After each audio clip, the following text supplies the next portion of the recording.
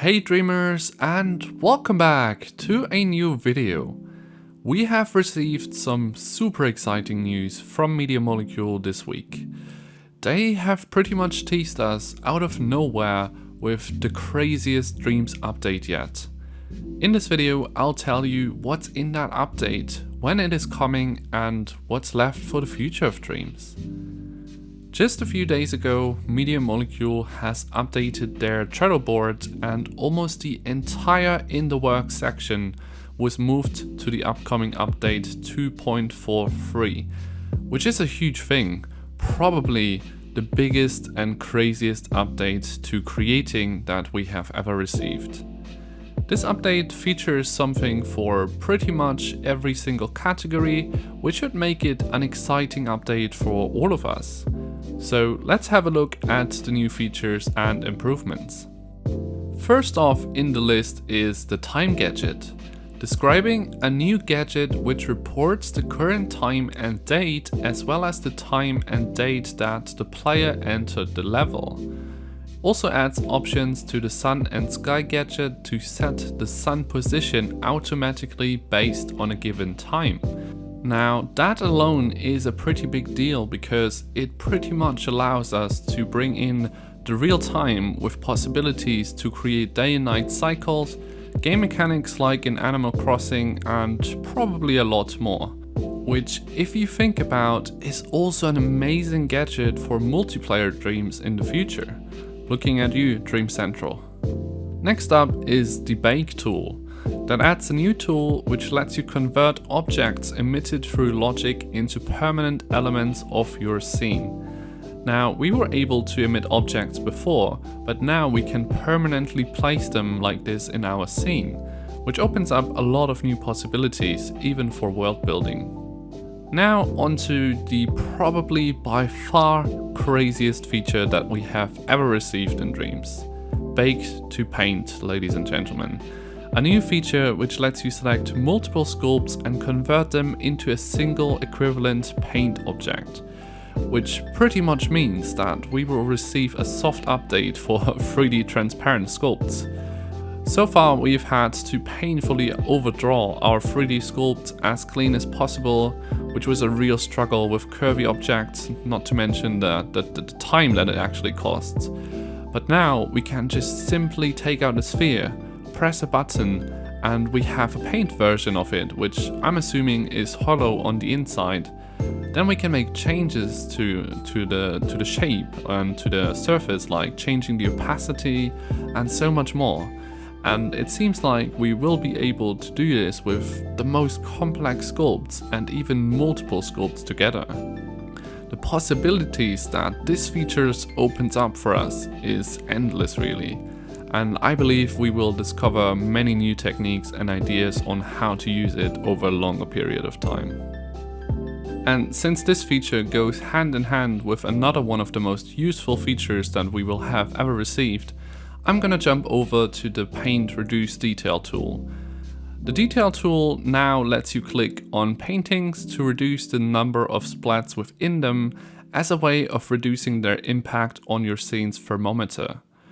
The Sculpture Detail tool is like the most important tool ever for optimizing your graphics thermo, and this is pretty much going to be the same but for paintings, which is absolutely incredible and allows for a much higher and easier use of paintings without them starting to glitch or make other problems. This opens up a lot of possibilities, and since I use so much paintings in my own style, I couldn't be more thankful for this tool really. Another very interesting new addition is that we are finally getting a new flag. And now it's sadly no leaf flag or any other foliage flag, which a lot of us still hope for, but it's a new flag after all.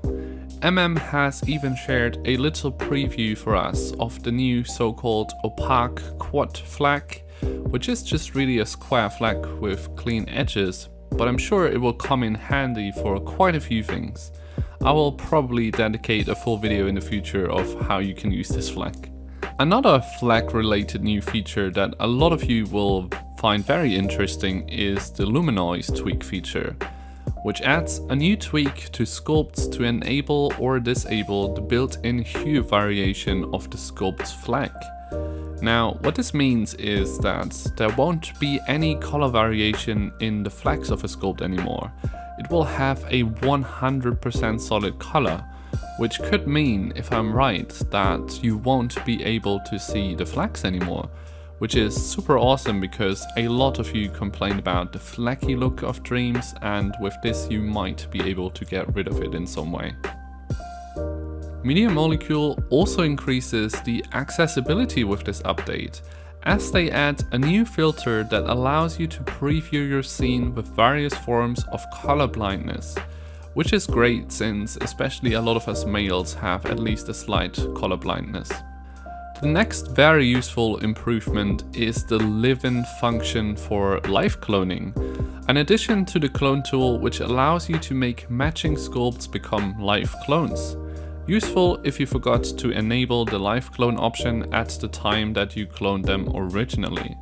Now, this is actually insanely useful because now it allows us to make changes to an asset that we have already placed in the scene all at once, just by enabling the live clone option.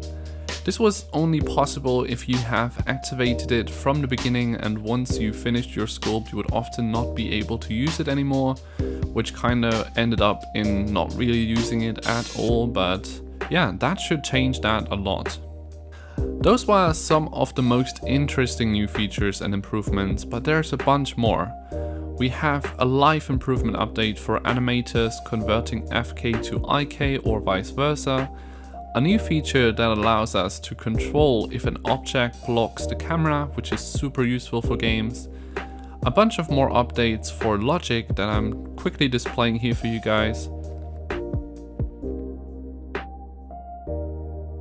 quite a bit of stuff for music and audio creation, also displaying it here for you guys. And yeah, honestly, I can't believe the amount of amazing features that are all coming within this update. I honestly thought those features would be split over at least 3 updates or so, but here we are, that's what we have been waiting for really. It feels like ages since we got a bigger creating update. The last one was probably VR, but with this one we are now getting spoiled and I honestly can't wait. I'm so incredibly excited, and yeah, you guys are probably wondering when it is coming. It's not like we got an official confirmation, but I would say we got the MediaMolecule kind of way confirmation, and that it is probably not very far away. It seems like they are releasing it this May, as we can see in this screenshot. And with this update on the Trello, they have almost completely emptied the in the work section. There's just really trend, 3D print exporting and multiplayer left now. 3D printing is super awesome, but it might not even be for 1% of the people, since not many people at all have a 3D printer. Multiplayer is obviously one of the most wanted things for Dreams, almost on the level of the PS5 version or the PC port. Personally, I would still by far be the most excited for a proper PS5 version.